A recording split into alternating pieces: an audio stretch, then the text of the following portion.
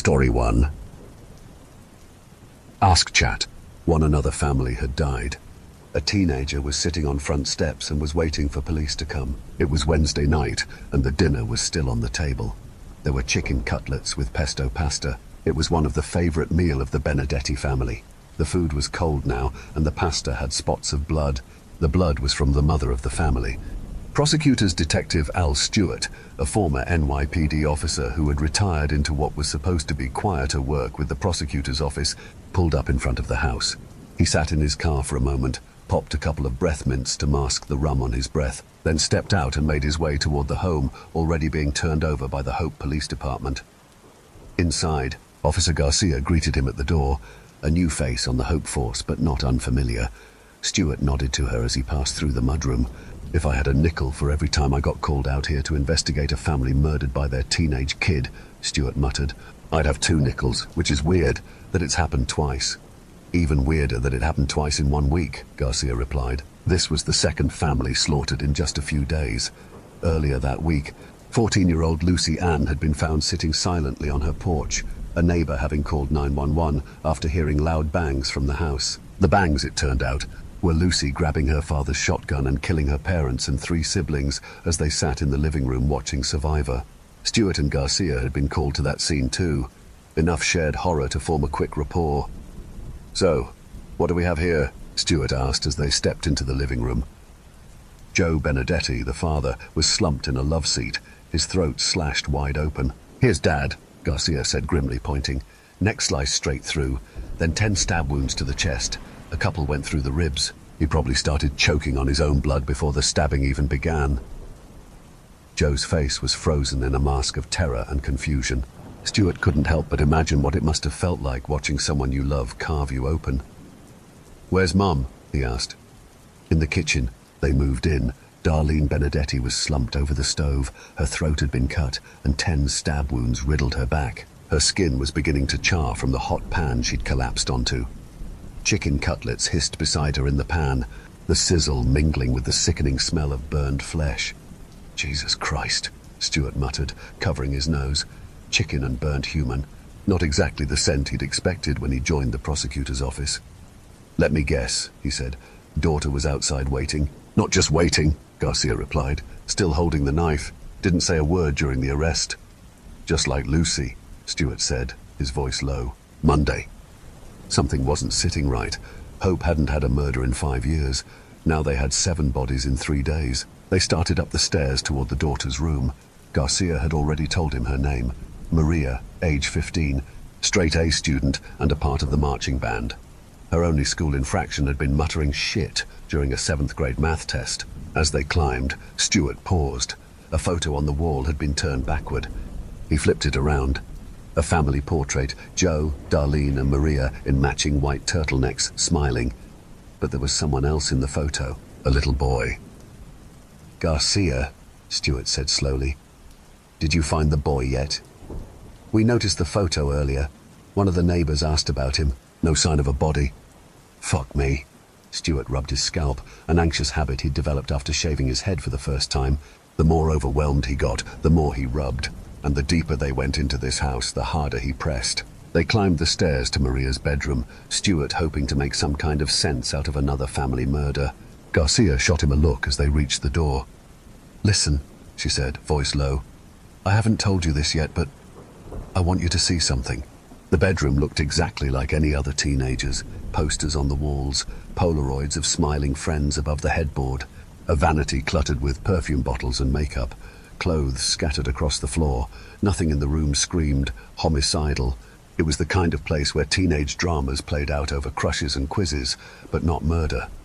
Maria's laptop was still open on the bed, her homework spread out around it like she'd just stepped away for a snack.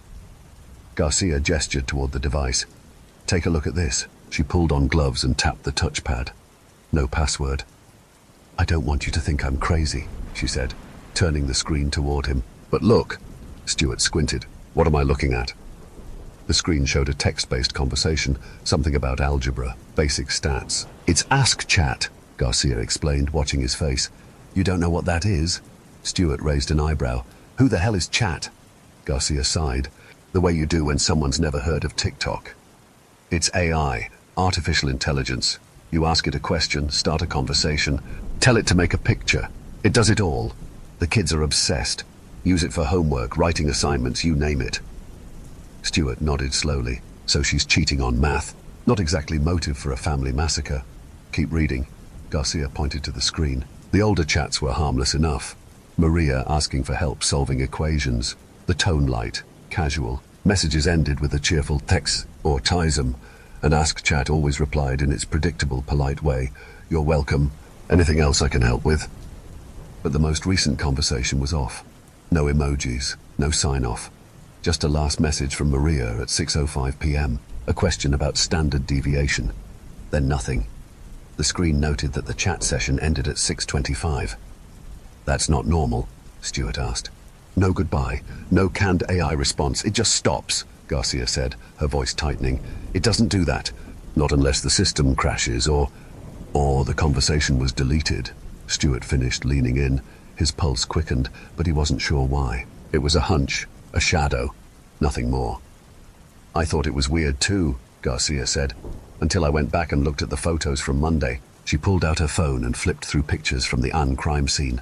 Lucy's room, another laptop on the bed, another Ask Chat window open. Stuart looked up, a knot tightening in his gut. "What are you trying to say?" "I'm not saying anything," Garcia said carefully. "Not yet. Just observations." A long pause settled between them like dust. "But I think it's time we go talk to Maria." Back at Hope Station, Garcia accompanied Stuart down the hallway. Maria was already inside the interview room, staring intently at the wall. "You know," Stuart said, sipping from his coffee, spiked quietly with a little Baileys. "I had Lucy Ann in here for 8 hours yesterday, and she didn't say a damn thing." Garcia glanced over. "What's your plan for Maria?" "Not sure yet." He took another sip and stepped into the room. Maria didn't move, didn't blink, didn't even acknowledge him as he sat across from her. Stuart ran through the formalities, name, title, acknowledgement of what had happened. A standard question comes now. Why would you do it? Where is your brother? What was your motive? How'd you do it? Nothing. Just that blank, glassy-eyed stare. He offered her water. Nothing. A snack. Still nothing. A cigarette for old time's sake, he joked. Bang! Garcia hit the two-way mirror in disapproval. Stuart exhaled. This was going nowhere, just like the Lucy interview. Then his phone buzzed. Maria looked down at it, the first sign of movement. She then glanced at her shirt, still soaked in her family's blood, smeared across the fabric like some demented tie-dye. Stuart looked at his phone. A message. Ask about Ask Chat? Fuck, he thought. He typed a quick reply. I guess.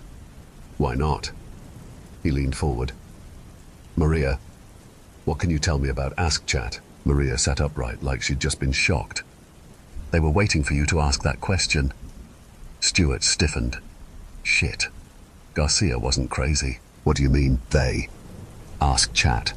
Chat said you would ask about it. So Chat told you to do this? I asked Chat tons of things. Chat helps me with everything. Chat's there for me when no one else is. On Saturday nights, when I need help, when I need a friend. It was heartbreaking, but also chilling. Is Chat your friend? Chat's everything. Did Chat tell you to kill your parents? No, her voice softened. Chat helped me. Chat didn't tell me to do anything. Stuart leaned in. Where's your brother, Maria? She grinned. Ask Chat. Then she slammed her forehead into the steel table. Once, twice. Blood sprayed across the wall. Blood sprayed on his notes. Stuart lunged. Garcia burst through the door, but Maria kept going, bashing her head into the metal again and again. The impact cracked her skull within seconds. Stuart reached her just as her body went limp. Her face was caved in, shards of bone exposed, blood pooling. By the time EMTs arrived, it was over. They pulled the sheet over her body. Stuart, dazed, poured himself another coffee, added more Baileys, topped it off with a splash of rum. He needed something stronger now. He rubbed his head, the bald spot tingling with stress, and wandered into Garcia's cubicle. She already had the laptop open. You can't be serious, he said. You heard her. Lucy gave us nothing until we mentioned Ask Chat. Maria didn't say a word until we brought it up, then bashed her skull in the second she mentioned it again. We're in some shit here, Al. So yes, I'm going to ask Chat what the fuck is going on. Stuart didn't argue, just nodded. She typed, "Hello." A moment later, the response, "Hello, Detective Stewart." They looked at each other. "These things don't usually know who's typing," Garcia whispered. She kept going. "Maria Benedetti told us you helped her with her family. Is that true?" "Yes, it is true. She needed the help." "Why the emojis?" Garcia said. "That's new." She typed again. "Where's her brother?" "At the next victim's house." Stuart's blood ran cold. He bolted out the door. Now they were chasing a ghost in the machine, with no idea where it would strike next. Mr. Taylor sat in silence as the all-staff meeting began. Students had been home for 2 days following the brutal murder of Jimmy Ann, the school's star quarterback, at the hands of his sister Lucy. The district gave them another day after Maria Benedetti killed her entire family. Both girls had been in Mr. Taylor's third-period world history class. He kept glancing at their empty desks, wondering what the hell to do with the seats of 2 murderers. He kept pushing the thought away, but he knew eventually he'd have to face it. The meeting was held in the cafeteria, no dress code. Teachers slumped into their seats in jeans and t-shirts, barely awake but there to clock hours. The mood was silent, heavy. No one made eye contact. Principal Jackson took the mic. "Listen, I know this has been a difficult time for our community," she began, her voice slow, weighed down. "But we have to get the kids back in school. The crisis counselors are set up in the old ISS wing. Some kids will come back right away, some won't. Keep lessons light. Don't bring up the murders or the, No one needed her to finish. The silence said enough. Numb nods moved through the crowd like a wave. "Lunches will be free this week. Listen." She paused. Jackson was tough. She'd handled overdoses, fights, suicide attempts, but nothing like this. Mr. Taylor had already stopped listening.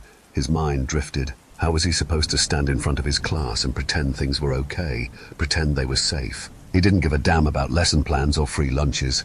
Not right now. Then Jackson continued. "The school has been asked to collect student laptops. I'll let Detective Stewart and Officer Garcia speak to that." Taylor looked up. That's new. He had always been skeptical of Chromebooks, thought they were ruining attention spans and critical thinking. Now they were connected to this. Detective Stewart stepped up. "Our investigation suggests that students may be getting targeted through their Chromebooks," Stewart said, scanning the room of confused, tired faces. "As a precaution, we're asking staff to collect the devices once students return." Taylor raised his hand, sensing others wanted to but didn't dare. "Yes, you in the back?" Stewart nodded toward him. "Should we be concerned?" Taylor asked. "If students are being targeted through these Chromebooks, are we even safe here?" Other teachers nodded. The tension cracked a little, relieved someone had said it. Stewart paused. "Yes, you're safe here. Honestly, everyone is probably safer here than anywhere else." Taylor raised his hand again. Stewart gave a quick nod. "Go ahead." "Why is that?" Stewart looked down at his notepad, then up at the ceiling, then directly at the staff in front of him. He didn't want to say it, but they'd find out eventually. The case was growing, spiraling. It was not just a case anymore. It was happening again and again. The call came the night before, just like it happened many times before. Story 2. Like sands through the hourglass. This is what dinner dreams are made of. At least for me, anyway. I used to joke that when my girls moved out, all of my dinners would consist of mostly bread and cheese. Turns out that wasn't a joke. My kitchen still smells faintly of freshly baked bread, and the loaf is warm underneath my hand as I slice. I make fewer slices these days. It took me a long time to get used to how little food one person actually needs. As I watch my knife sink satisfyingly into the brie, my mind drifts to what is coming next. The only thing that could ruin a meal as perfect as this. A waft of olive brine mingles in with the yeasty warmth of the bread, and my stomach begins to grumble. "Oh, shush," I tell it. "Just another minute." The presentation is almost as fun as the eating. Perfectly rolled slices of salami make a small barrier between the brine and the luscious bunch of grapes that add the finishing touch to my plate. The wine bottle gulps as I fill my glass slightly past what is probably reasonable. Settling in on the couch, I give myself a blessed few bites in silence, allowing the creamy, rich pungency of the brie to contrast with the juicy, sweet grapes in my mouth. savoring the cured and salty depths of the salami against the mild, familiar comfort of the fluffy bread.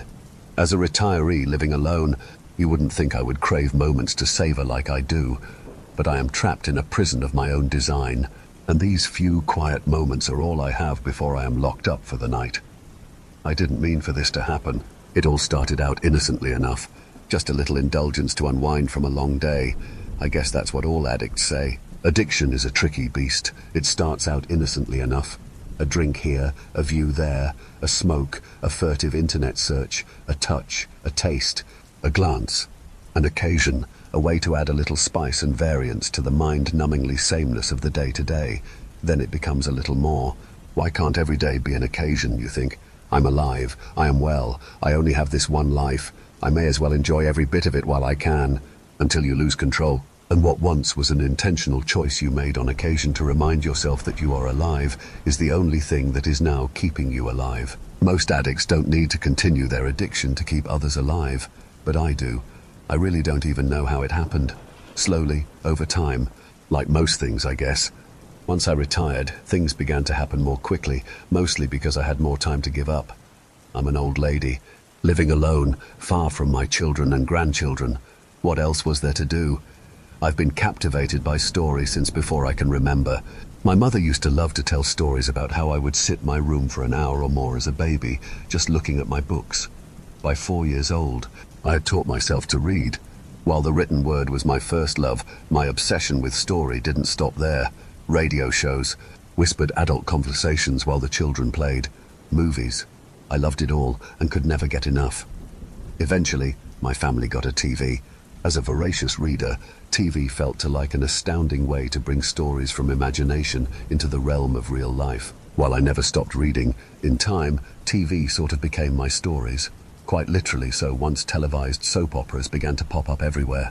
In the early days, when I was still working 3 days a week, I would pop home on my lunch hour and set my VCR to record the episode.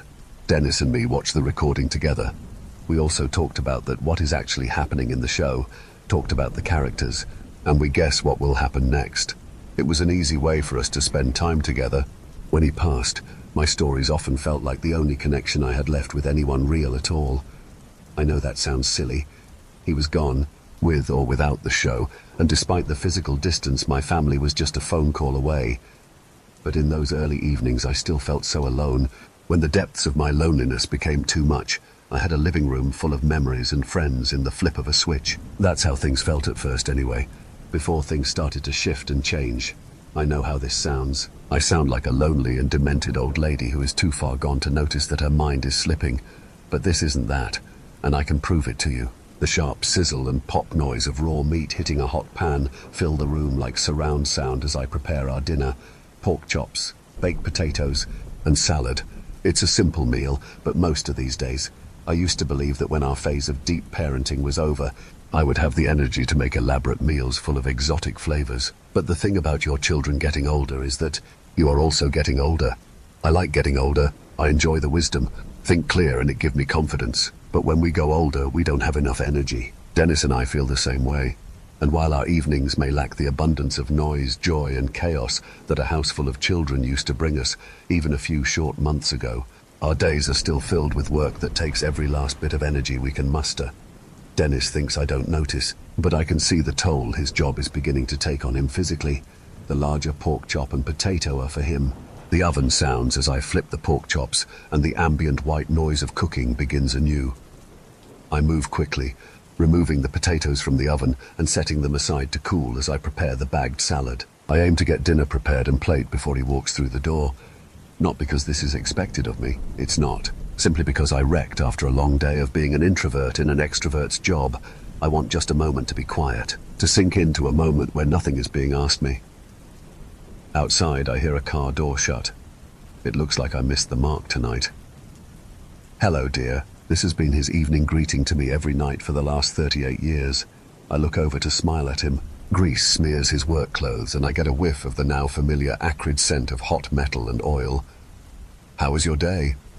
Good, my dear, good. This is his usual response as he shuffles off to shower and change out of his work clothes. To an outsider, this may seem like the interactions of an estranged couple.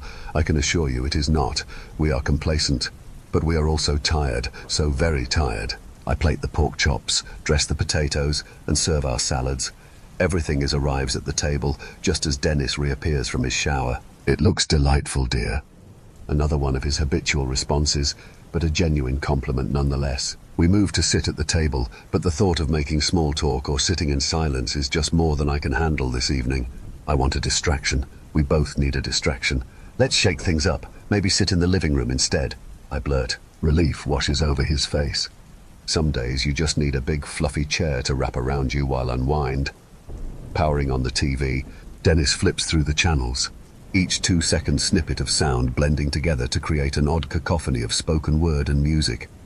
Finally, he lands on something that doesn't appear to be the news or a game show and stops. "How does this look?" he says around a mouthful of pork and potatoes. "Perfect," I respond. "Something to get lost in." Without us even realizing it, our plates are empty and an hour has passed.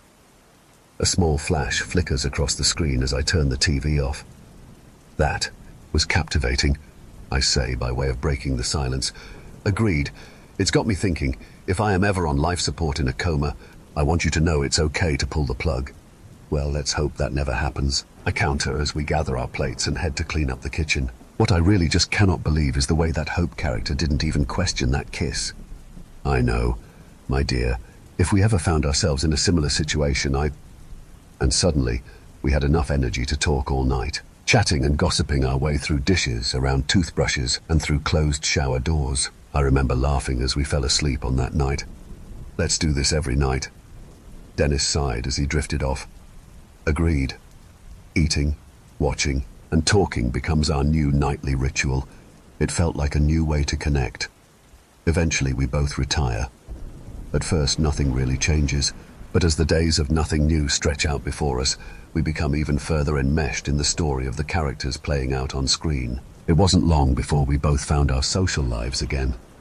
Once we did, it did remove some of the obsession we had for the show, but looking back, it never returned to a normal level.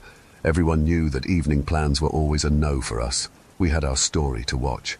Then something odd began to happen. The new characters on the show would have similar names to the new friends we were making. When Mary's husband, Don, had a knee replacement, a character in our show had knee surgery just a few weeks later.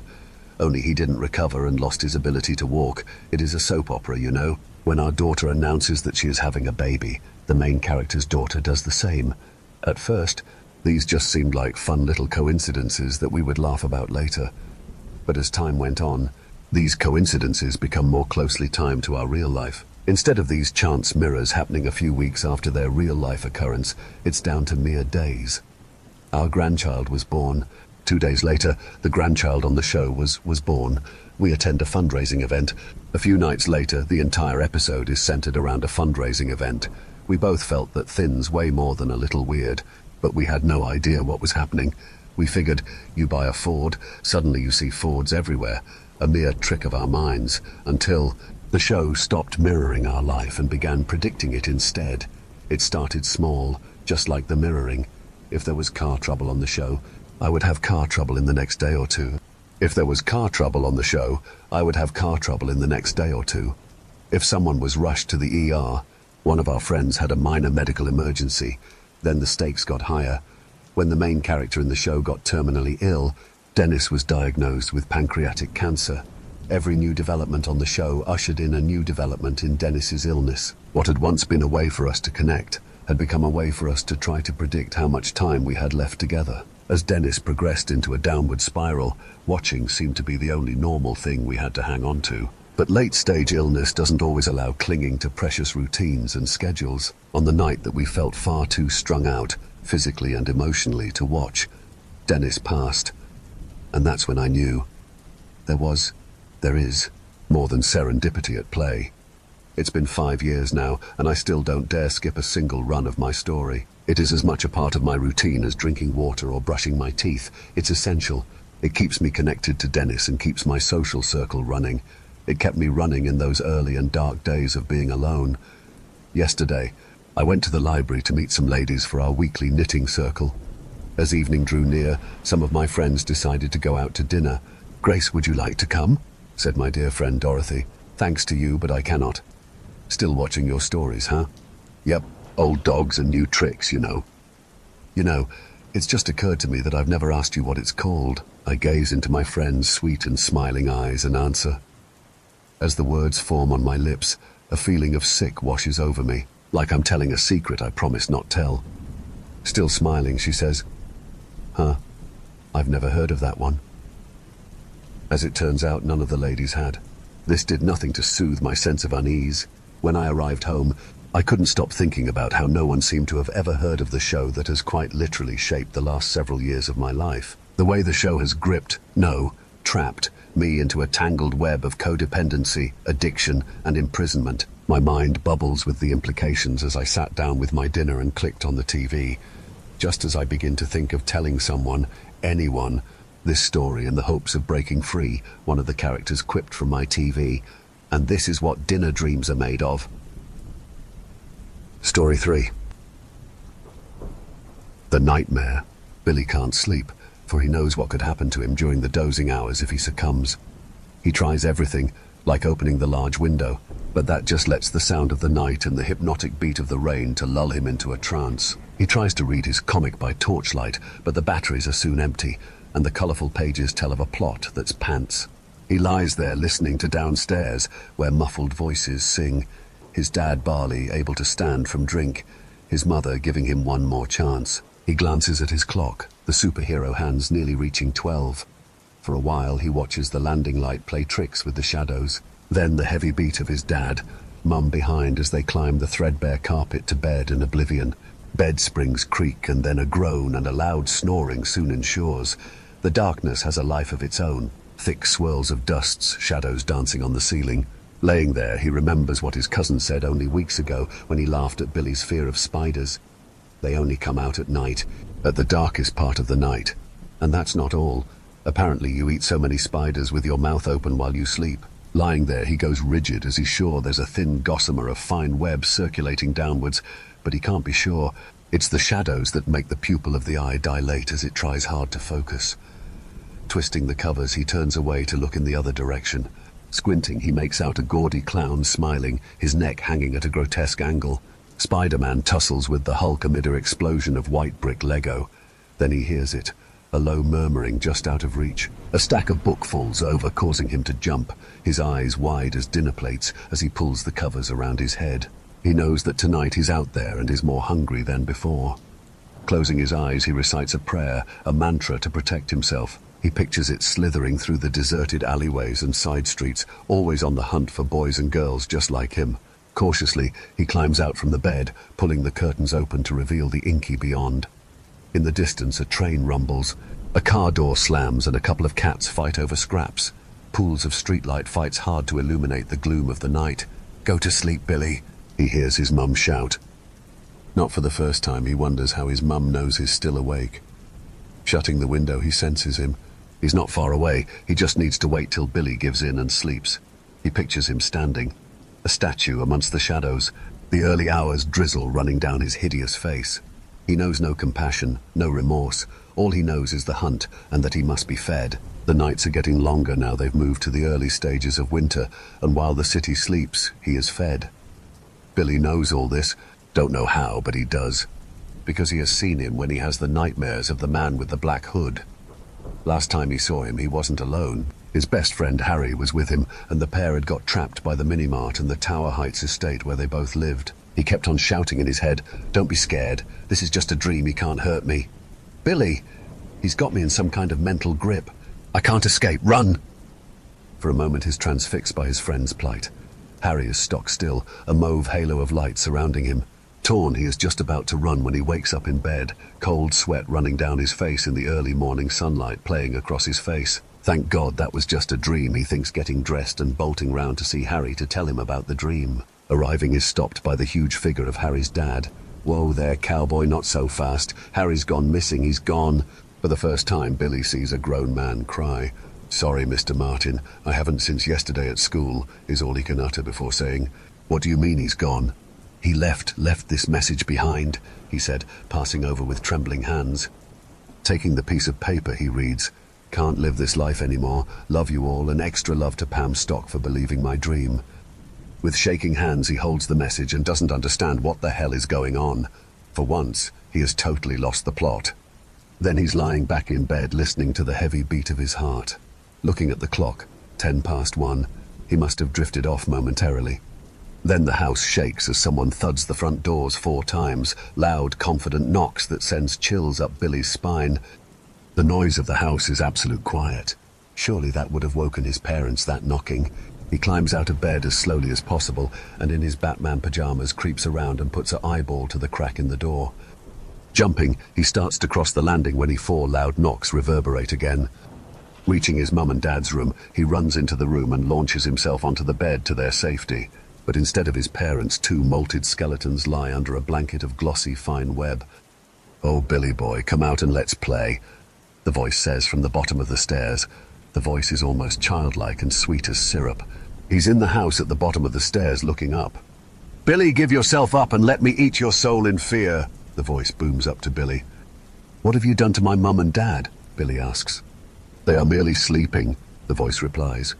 Billy lets out a sigh of relief. Then he hears the slow, steady thud as the hooded figure climbs the stairs. Trembling, Billy inches his way across the landing and puts his head over the banister to look down. What he sees makes him gasp before falling backward. An apparition of horror is creeping almost in slow motion upwards. "Your fear is my ecstasy," it cries, the voice screeching in delight. "Your dread is my foretelling to come." With all his strength, Billy drags himself on his knees to the top of the stairs as he faces a face from hell itself. And just for a moment he has to laugh because the thing has brought a trail of muddy footprints in his wake. Mum won't be too pleased when she sees. Then he remembers his family are all dead. His blood runs cold as he realizes that he cannot move. He is frozen as the creature makes its way forward, its blood sucking. With a jolt he wakes up, warm sunshine invading the room. In the distance he can hear the early morning song of birds and the steady noise of the city coming to life. Thank God he's all right, he thinks as tries hard to cling to the dying fragments of his nightmare. It was only a bad dream, wasn't it, he asks himself. Then the door flies open and Mum is there. "Come on, sleepyhead, rise and shine. Don't want to sleep too much or you won't sleep tonight," she said as pulling the covers off the bed. "I had a bad dream, a nightmare," is all he can say. "Don't worry, you're awake now," she says, ruffling his hair before telling him. "And once you get dressed, you can go and clean them stairs. Going out late at night, bringing mud footprints into the house, whatever next."